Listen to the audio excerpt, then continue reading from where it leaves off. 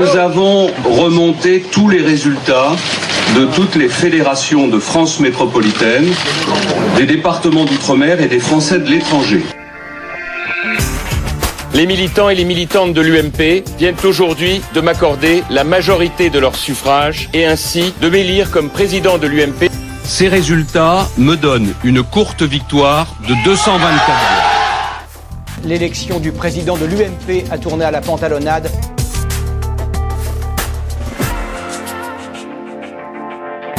La commission d'organisation des élections vient donc de proclamer officiellement les résultats et d'indiquer que j'ai été élu à la majorité absolue des suffrages exprimés par les militants et les militantes. Pour découvrir cette situation, j'ai immédiatement appelé le président de la commission qui est chargé de vérifier les opérations de vote. Et il a reconnu cette erreur. L'UMP est coupée en deux. Je ne revendique pas la présidence de l'UMP. Je renonce à la présidence de l'UMP. Ce que je demande, c'est qu'Alain Juppé constitue une équipe qui regroupera l'ensemble des responsables de notre famille politique et nous propose une sortie de crise. Je le regrette, je ne peux pas imaginer qu'il aille à une telle extrémité. J'irai jusqu'au bout. Personne n'est au-dessus des règles.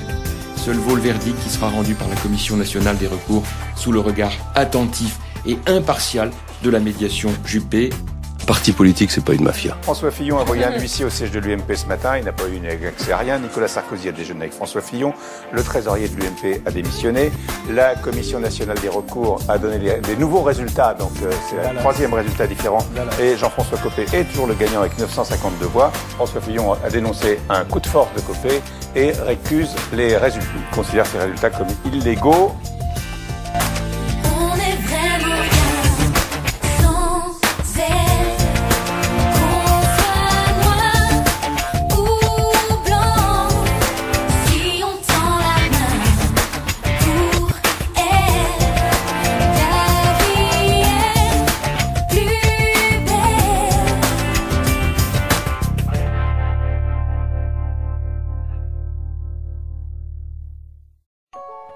Si vous voulez savoir quel film vous pouvez aller voir cette semaine, il y a une émission pour ça.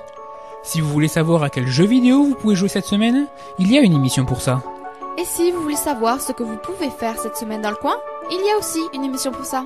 Les Crazy News, c'est tous les mardis soirs à 19h15 sur Radium.